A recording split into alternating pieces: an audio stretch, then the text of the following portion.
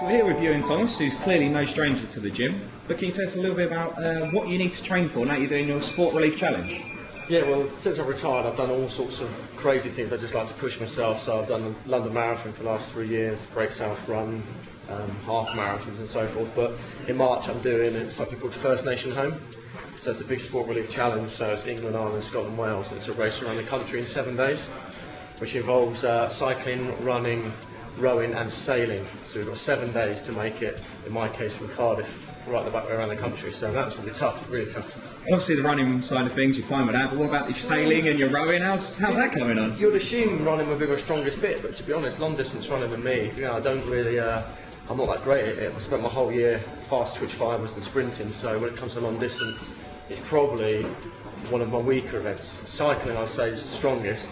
Sailing, I've done a little bit, but not a lot, and then rowing is just like, I like rowing because it's just brute strength in the gym, so I think it's going to be a tough challenge. Yeah. It's been a few years since your retirement. It must be a bit tougher doing the old training. Is the body letting you down, or are you still feeling strong? It's weird actually, since I've retired my body's been better. I mean, as an athlete, the training was so intense on the track, my body just, towards the end of my career, I could only manage 3 days training a week and then I just kept getting injured. But I found as a plodder, so to speak, as a jogger, my body can handle sort of running slowly-ish. So as long as I control my pace and everything, my body seems to be okay at long-distance training. So I mean, it's hard on the impact on the legs and stuff, but that's a good thing about First Nation Home. It's not just running, it's cycling, rowing, everything. So all round. Cool. So to go for the next set of questions, we switch over to the bike. Let's do that. I'm feeling knackered. Now, Ian, just to go back on your outstanding career a little bit, I actually heard that your first love was BMXing rather than athletics. Yeah, so true. What was it that sparked interest in BMX? Quite relevant. I'm on a bike now. Exactly. Yeah. No. Basically, when I was a youngster, my babysitter just said, "Oh, for Christmas, get a BMX because in our local village you're going to build a BMX track." And I was like, "Oh, I didn't know anything about it," and just sort of took it up, and it just became like my sort of love from the age of 9. I went to 2 World Championships. I came 4th for the Europeans when I was like 11. And at the time, all my mates, no one else did BMXing, and they thought I was a bit of a weirdo. But now it's gone full circle. It's actually an Olympic event. So yeah, I used to love it, and I think, to be fair, it probably taught me a lot about myself, competitive-wise, as a youngster. So I think it's kind of helped in my running career by being competitive from such a young age at BMXing. And obviously your first taste of success was actually at the Commonwealth Games in '94. Yeah. I think you were still at university at the time, so were you fully embracing the uni lifestyle? I was, yeah. I thought you were asking me if I was fully embracing the athletic lifestyle, but no, I was. It was a real eye-opener, if I'm honest with you, because I went to those games and I got a Welsh record. I ran 45.9, and my mum and dad were like, "Oh, well done, you must be training so hard at uni," and I wasn't. And I was doing maybe 1 day a week and about 3 days a week in the student union. So for me, it sort of made me realise, if I can run that without training, what can I do if I kind of gave it everything? And when I finished uni, it was just a case of there wasn't lottery funding and stuff like that, and I didn't really want to get a proper job, so to speak. And my mum and dad kindly said, "Look, we'll pay your rent for a year, go and move to Southampton to live near Mike Smith, the coach I wanted to be with." And I got myself a part-time job working in Next, folding clothes, and I trained every evening.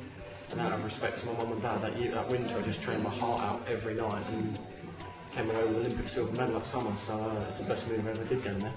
And obviously during that period we had a lot of really good 400-metre runners. There was yourself, Roger Black, Jamie Bolsh, Mark Bridgerton as well. Yeah. Did you all sort of push each other on? Was it quite competitive when you're working together? Well, I think at the time you sort of think you take it for granted, but I think it was such a great era to be around. And I remember one year Roger came 4th in the 98 3As. Roger came 4th running 44.6. He didn't even make the team. And this year 44.6 won the World Championship. So it just shows you, I think, to be the top 3 in Great Britain, we were all probably ranked in the top 5 in the world. So domestically, you had that rivalry, and I think it's missed at the moment. And I look at the 400 now, I think people like Martin Rooney, who's definitely talented, but I think if he had 4 or 5 Martin Rooney's around, he'd run quicker, because sometimes you need that. And if I didn't have to run 44.3 to be Britain's '1, subconsciously maybe I would have only been a 45. Yeah, you might ease off. So it was a great time to be a 400-metre runner. I mean, that great 4x400 team, obviously in '97 you finished behind the Americans to get your silver, but of course, was it last year you actually got awarded the gold? So what was that, quite a surreal situation to suddenly get that medal? If I'm honest, I am on paper a world champion, but it doesn't really feel like it, because we didn't have our lap of honour. We didn't have the last 14 years being world champions commercially, as well as just the feel-good factor of it. So it's kind of a bit of a hollow victory, really. It's a bit weird. It must be quite unfortunate as well. A lot of those guys actually got caught sort of drugs testing and Yeah. all the bans. Quite a difficult time for the sport. It's a really sad time for the sport, really, and also a sad time personally for that Antonio Pettigrew who took his life last year. You know, we never know if it was because of that, but you know, it is a shame. I think, you know, throughout my whole career, I just concentrate on myself, and I'd never look at anyone and suspect them. I just got to, you know, do the best that you can do. And it is kind of a shame when you retire to hear things about some people you ran against, but I suppose at sport, unfortunately, people will cut corners. You had some great individual success. What would you say was the highlight? Maybe the gold at the Europeans? Yeah, maybe? definitely. I mean, the whole '98 season was great when I look back at it, but I think the European Championships was my first individual gold medal, and that year Mark Richardson had beat me 5 times out of 6 on the Grand Prix circuit, and it meant so much to me. I mean, at the Europeans, it's a big one to win in some events. Some events are easy, but in mine, the 400, it was a case of it only came around every 4 years, and we had great history before me. Roger had won it, and Wayne Ledeja before that. You know, there's just really good history in the event, and for me, it was massively important to win that. And also you got to compete at the Commonwealth Games in Manchester as well, which was massive to compete at home like that. Obviously the Olympics next year, you slightly gutted that maybe your generation, you just missed out on it? Massively gutted, I'm too old.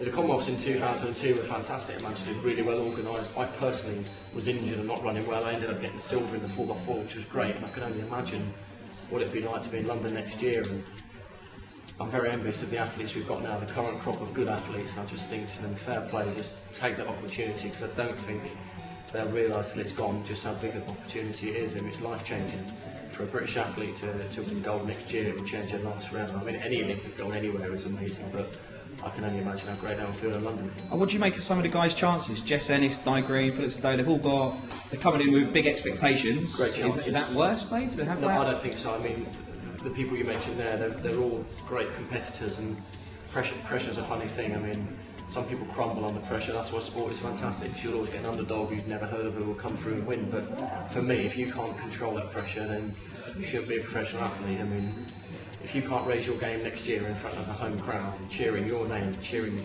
you, then you never will. So I don't think the likes of Jessica or Phillips or Di will be fazed by it. I think they'll embrace it, and they're professional enough to love it, and let's hope they can raise their game and bring back some gold.